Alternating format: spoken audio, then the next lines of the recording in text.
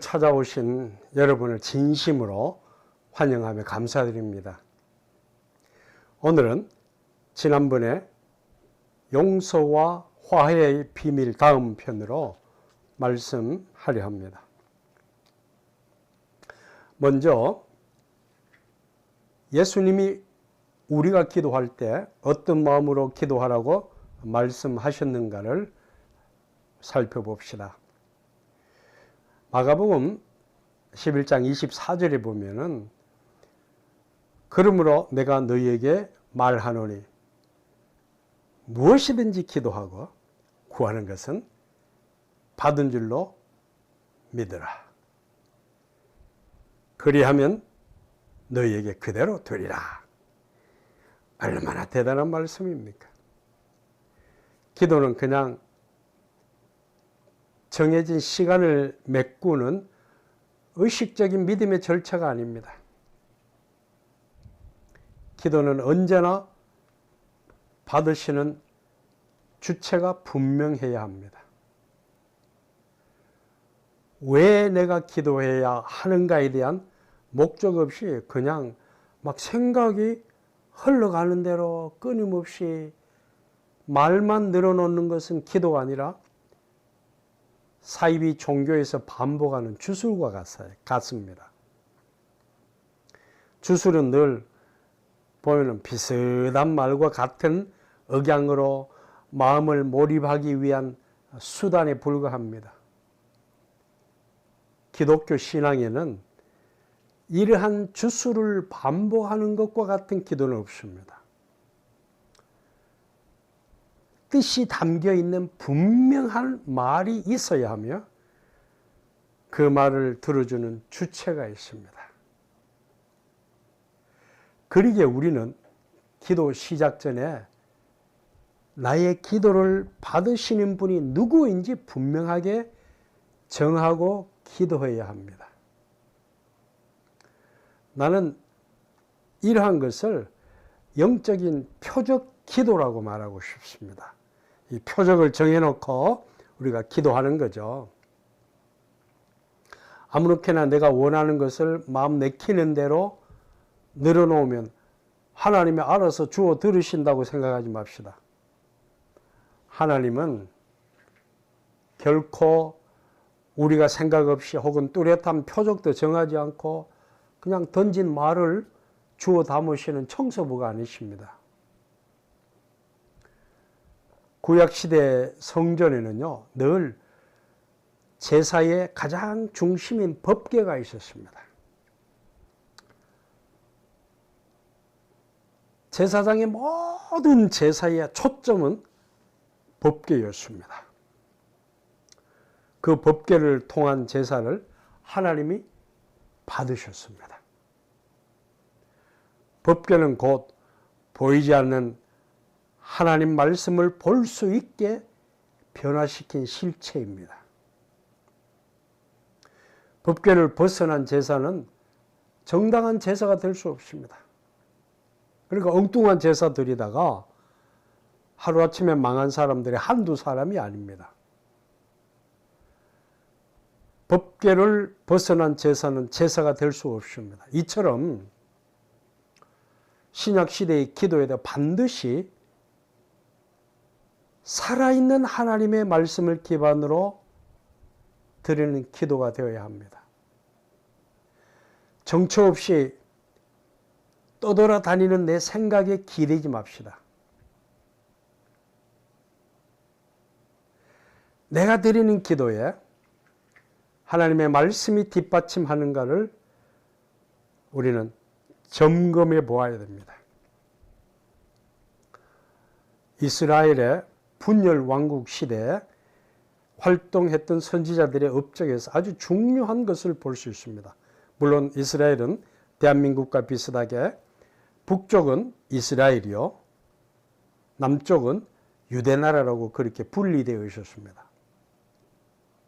그 당시에 여호와의 말씀을 정확하게 전달받아 전해준 선지자가 있었던 반면 또한 비슷한 것처럼 생각되지만 하나님의 말씀과는 전혀 완전히 다른 마귀의 말을 받아서 그것이 진짜라고 우기던 선지자가 있었습니다.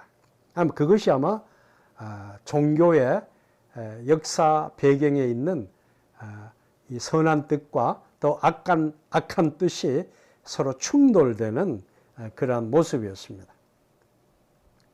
그런데 북쪽 이스라엘에 아주 악한 왕이요, 바알 우상의 대변자인 이세벨의 남편인 아합 왕 시대에 한 사람의 고독한 선지자가 있었습니다. 그 사람을 미가야라고 합니다. 그 사람은 하나님의 말씀만 그대로 받아서 전했던 선지자입니다. 그런데 이 선지자의 말을 별로 믿고 따라주는 사람이 없었습니다. 어느 시대고 올바른 말을 전해주고 올바른 말을 외치면 사람들이 싫어할 때가 무지 많습니다. 그런데 이 선지자의 말을 믿는 사람이 별로 없는데 또 다른 쪽에 있는 선지자, 즉 아합 편에 서 있는 선지자, 명성을 얻은 아합의 선지자들이 있었습니다. 그들은 호의호식하고 잘 먹고 잘 살면서 이거 바로 하나님의 말씀이다 그렇게 외친 사람들이 있었는데, 그 중에 아합이 거느리고 있던 400명 가량의 선지자 우두머리 격인 시드기야라고 하는 사람이 있었습니다. 이 사람은 자신이 받은 예언이 확실히 맞다고 우기는 선지자였습니다. 심지어는 하나님의 말씀을 진실하게 전하는 미가야의 뺨을 후려치며 조롱하고 비웃기까지 했습니다. 거짓 선지자가 때로는요, 자신만만하고 자기가 최고인 것처럼 의시될 때가 너무나 많습니다. 그 당시로 거슬러 올라간다면 아마 여러분들이 거기에 계셨더라도 누구의 말이 진짜인지 아마 헷갈릴 겁니다. 혼돈될 겁니다. 그러니까 사람들은요, 그 선지자가 진짜라고 다 믿어버리는 겁니다. 어느 선지자의 말이 진짜 여호와께서 주신 말씀인가는요, 뚜껑을 열어보기 전까지는 몰랐습니다. 400명 선지자들이 그 시디야를 따라가고 당신의 예언하는 말이 맞습니다, 당신이 기도한 것이 맞습니다, 막 그렇게 따라가니까 백성들도 자연적으로 따라갈 수밖에 없습니다. 세상은 때로 많은 군중이 몰려가고 사람들이 아우성치고 큰소리 치는 그곳으로 솔리기를 좋아하는 것입니다. 심지어는 남유다의 아주 존경받는 왕인 여호사밧까지 이 거짓 선지자의 꾀임에 속아 넘어갔습니다. 결국 뚜껑을 열어본 후에 소수의 선지자, 외로운 선지자, 이름 없는 선지자인 미가야의 말이 옳았습니다. 이러한 예는 구약에도 몇 번 있었습니다. 문제는 누가 우리의 기도를 받으시고 올바르게 응답해 주시는가입니다. 기도는 결코 목소리 크고 많은 사람이 호응하고 많은 사람이 박수 쳐주고 그렇게 한다고 응답되는 보장은 없습니다.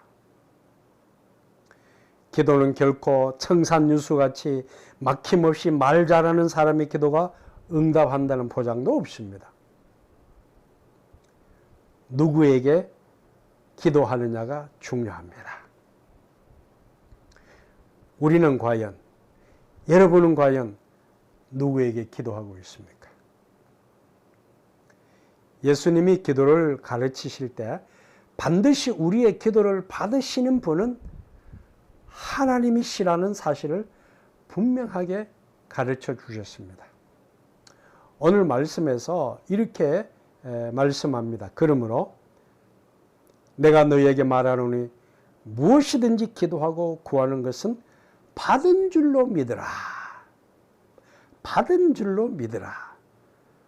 그리하면 너희에게 그대로 되리라. 이 말씀의 배경이 있어요. 예수님은 제자들과 함께 예루살렘 성전으로 올라가시다가 그 성전으로 올라가는 길목에 무화과 나무가 있습니다. 그런데 그 무화과 나무가 열매가 없어요. 그래서 주님이 그 무화과 나무를 꾸짖습니다. 물론 그 무화과 나무 열매 때가 이르지 않았기 때문에 주님은 제자들에게 기도가 어떤 것인가를 가르쳐 주시기 위해서 그렇게 하신 것으로 보고 있습니다. 근데 올라갈 때 꾸짖은 그 무화과 나무가 성전의 모임이 끝난 후에 내려올 때 바로 방금 전 예수님이 꾸짖으신 그 무화과 나무가 뿌리까지 다 말라버렸습니다. 물론 다른 복음서에는 무화과 나무가 즉시 말랐다고 얘기하고 있습니다. 뭐 시간적인 차이는 있었지만 즉시 말라버린 무화과 나무를 보시고 예수님이 뭐라고 교훈하셨습니까? 바로 기도할 때 무엇이든지 기도하고 구하는 것은 받은 줄로 믿으라는 것입니다. 예수님이 강조하신 기도의 가장 중요한 부분이 무엇입니까? 아버지께 기도한 것은 반드시 받는다는 말씀입니다. 똑같은 상황에서 일어난 사실을 마태는 예수님이 가르치신 기도 응답에 대한 사실을 이렇게 기록했습니다. 마태복음 21장 22절에 보면은 너희가 기도할 때 무엇이든지 믿고 구하는 것은 다 받으리라 하시니라. 이 마가가 기록한 것, 마태가 기록한 것을 합쳐서 정리하면 이렇습니다. 믿고 기도하고 구하는 것은 확실히 받은 줄로 믿으라는 뜻입니다. 이유가 분명합니다. 우리의 기도를 받으시는 분은 하나님이시기 때문입니다. 그냥 하나님이라고 말하지 않습니다. 하나님이 곧 우리 아버지이심을 믿는 신앙입니다. 결국 기도는 아버지와 자녀들 간의 약속입니다. 하나님 우리 아버지는 기도라는 도구를 모든 믿는 자녀들에게 하나씩 선물로 주십니다. 이 엄청난 도구를 전달받은 자녀들은 이제 효과적으로 잘 사용하는 것만이 남았습니다. 자주 사용하지 않는 농기구는 늘 녹이 슬게 마련입니다. 우리가 받은 기도라는 도구는 늘 사용해야 녹이 슬지 않습니다. 여러분, 예수 오래 믿은 사람들도 기도를 오래 하지 않고 어느 순간 문제가 왔을 때 기도하자고 엎드리면 잡념이 떠올라서 기도가 제대로 되지 않습니다. 왜 그렇습니까? 우리가 받은 기도의 도구를 매일 사용하지 않았기 때문에 녹이 팍팍 슬어버렸기 때문에 그렇습니다. 사랑하고 존경하는 사람이 준 선물은요, 늘 들여다보고 즐기며 자랑하고 싶은 것입니다. 하나님이 주신 기도의 선물은 하나님께 매일 자랑하듯이 내어놓고 사용해야 됩니다. 하나님 저에게 기도하라고 선물 주셨죠. 하나님 오늘 또 그 선물을 하나님께 내어 보여드립니다. 내가 그 선물을 자랑하면서 하나님 앞에 엎드립니다. 그럴 때에 기도는 바짝바짝 빛나며 그 기도가 얼마나 능력 있는 기도가 되는지 모릅니다. 그렇게 기도할 때에 기도는 더 깊은 맛이 나며 하나님의 신비한 비밀을 나의 삶 속으로 옮겨 심을 수 있는 겁니다. 그렇습니다. 기도는 하나님의 능력과 비밀을 나의 삶 속으로 매일 옮겨 심는 작업입니다. 그러면 오늘 심은 그 기도의 나무가 또 자랍니다. 내일 심은 그 기도의 나무가 자랄 것입니다. 그래서 우리의 삶 속에서 수많은 기도의 나무들이 쑥쑥 자라는 것을 삶을 통해서 만날 것입니다. 이러한 작업이 성도의 삶에서 매일 계속될 때 성도는 기도의 울창한 숲 속에서 가뭄과 메마름과 폭풍이 불어오는 것을 결코 두려워하지 않습니다. 우리는 다음과 같은 기도 응답에 확실한 마음을 가지고 매일 기도해야 할 것입니다. 첫 번째로 우리 아버지 하나님은 우리가 필요한 모든 것을 알고 계심을 기억하십시오. 마태복음 6장 8절에 보면 구하기 전에 너희에게 있어야 할 것을 하나님 너희 아버지께서 아시느니라. 구하기 전에 너희에게 있어야 할 것을 하나님 너희 아버지께서 아시느니라.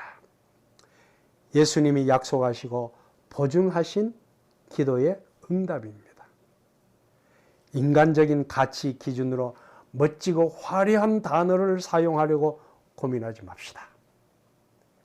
기도의 어휘 선택보다는 부패한 욕심을 정리하는 것이 우선입니다. 그래서 기도하기 전에는 먼저 우리가 기도할 마음의 준비가 되었는가 마음 정리하는 것이 상당히 중요합니다. 어떤 사람은 정리하다가 진짜 기도는 하지 못하고 어영부영 하다가 기도 시간을 넘겨버릴 때가 있습니다. 그러니까 기도는 매일 하다가 보면은 우리의 마음을 정리하는 데 시간이 짧아지는 것입니다. 그리고 깨끗한 마음 상태에 있을 때 이미 기도는 이루어지고 있다는 사실입니다. 두 번째로 기도할 때 응답하지 않는다는 두려움을 떨쳐버립시다. 아, 내가 이렇게 기도하는데 이 과연 응답이 될까? 여러분, 그런 마음을 가진다면 그 마음부터 정리하시고 기도하시기 바랍니다. 두려움은 믿음에서 나온 것이 아닙니다. 우리 아버지 하나님은 예수 믿는 자에게 두려움의 존재가 아닙니다. 흔히들 기도할 때 혹시나 들어주지 않을까에 대한 두려움 때문에 지나치게 막 큰 소리로 이상한 방법으로 기도하는 사람을 봅니다. 하나님은 이러한 우리의 연약한 부분을 이미 아시고 오래전부터 이렇게 말씀하십니다. 이사야 65장 말씀에 보면 그들이 부르기 전에 내가 응답하겠고 그들이 부르기 전에 내가 응답하겠고 그들이 말을 마치기 전에 내가 들을 것이며 그 말은 바로 우리가 기도하려고 생각하는 그것을 하나님이 들으신다고 약속하셨습니다. 이러한 이유를 알기에 유대인들은 기도할 때 그렇게 감정에 얽매여 몸부림치며 기도하지 않습니다. 또한 예수 믿는 유대인들의 기도 모습에도 제가 자세히 그들의 모습을 종종 유튜브나 혹은 줌을 통해서 그들의 예배하는 모습과 기도하는 모습을 통해서 보는데 그들의 기도에는 정신이 나간 것처럼 기도하는 모습은 찾을 수 없습니다. 노래하고 찬송하면서 하나님 앞에 기도로 찬송하고 기도로 엎드리고 기도로 그들의 영혼을 드리는 것입니다. 그러니까 그들의 기도는 어떤 면에서 심각한 면이 아닙니다. 기쁩니다. 그런데도 기도가 이루어져 가는 것을 봅니다. 믿고 간구하는 기도는 반드시 성취됩니다.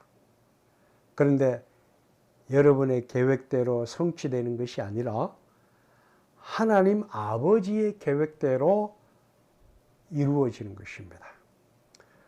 우리는 지금 그 어느 때보다 심각하게 기도해야 할 시대에 살고 있습니다. 기도만이 이러한 고통의 밀림을 지날 수 있는 유일한 도구입니다. 하나님은 우리에게 이러한 환난 날에 사용하라고 기도를 선물로 주셨습니다. 바로 지금 사용해 보세요. 바로 지금 엎드려 보세요. 여러분의 삶에 어떤 변화가 올 것 같습니까? 기대하며 그분 앞에 엎드립시다. 하나님 감사합니다. 오늘 또 기도의 확신에 대해서, 기도 응답의 확신에 대해서 말씀했습니다. 이 메시지를 듣는 하나님의 백성들이 그들의 마음에 하나님이 주신 말씀을 안고 이 시간 있는 곳에서 엎드려 보게 하옵소서. 문제를 가지고 하나님이 주신 기도의 선물을 사용하게 하옵소서. 그 기도가 바싹바싹 빛나고 반짝반짝 빛나여서 하나님을 기쁘시게 하는 기도 응답의 역사가 일어나게 하옵소서. 예수 그리스도의 이름으로 기도합니다. 아멘. 다음 또 다른 메시지를 가지고 여러분들을 찾아보도록 하겠습니다. 그러면 안녕히 계시기 바랍니다.